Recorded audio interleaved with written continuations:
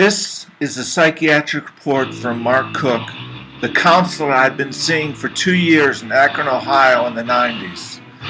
The report helped determine my eligibility for disability and SSI. And it goes like this. Sean is well-oriented to time and place. He's aware and interested in what's going on in the world. His mood fluctuates from depressed to acutely panicked, but he can overcome situations that are social that he has prepared for. But he avoids all situations that he cannot control.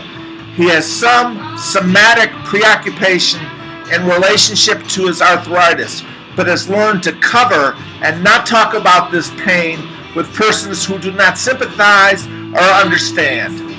His agoraphobia, which involves a fear of panic attacks, is attempted to be kept under control with obsessive compulsive thoughts. Sean has a very strong religious background that at times seems obsessive in order to keep undesirable or unacceptable feelings under control.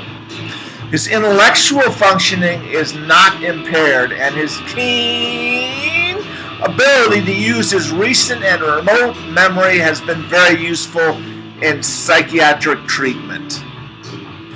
His diagnosis is anxiety disorder DSM-3 300.2. Secondly, agoraphobia with panic attacks which demonstrate themselves in social situations, especially when commitments have been made and the fear that he will not be able to meet those expectations of others and at the same time keep his own physical and emotional boundaries.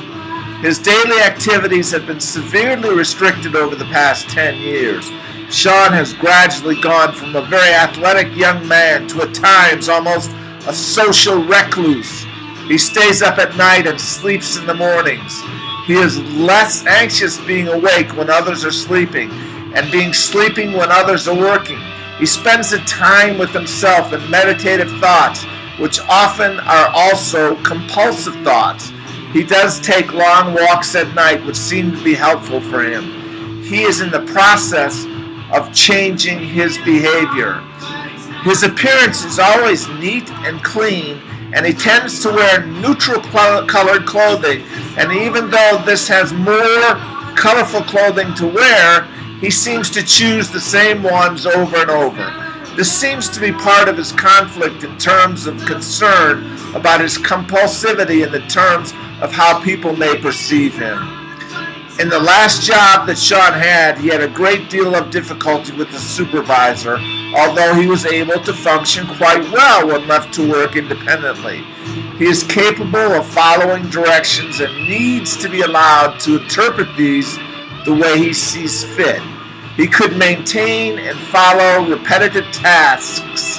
In fact, if these tasks made some kind of realistic sense to him. He is not able to tolerate what most people would call ordinary stress and pressure of everyday activities. He had to organize everything he does in order to meet both his physical limitations and compulsive thought processes. Sean is able to manage his own affairs, and I'm sure would be able to manage any kind of benefits that would be granted to him.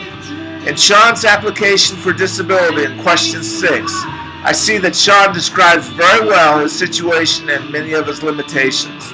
Although this is a subjective position that he's writing from, in my work with him, I feel that he's really being very honest and direct with his feelings and description about what is going on in his life.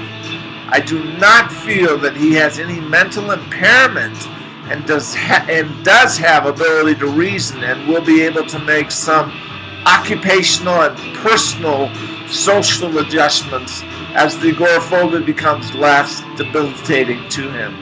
I hope this will be a help of you to determine his eligibility, and I would be very glad to answer any questions or help in any way if you just call me.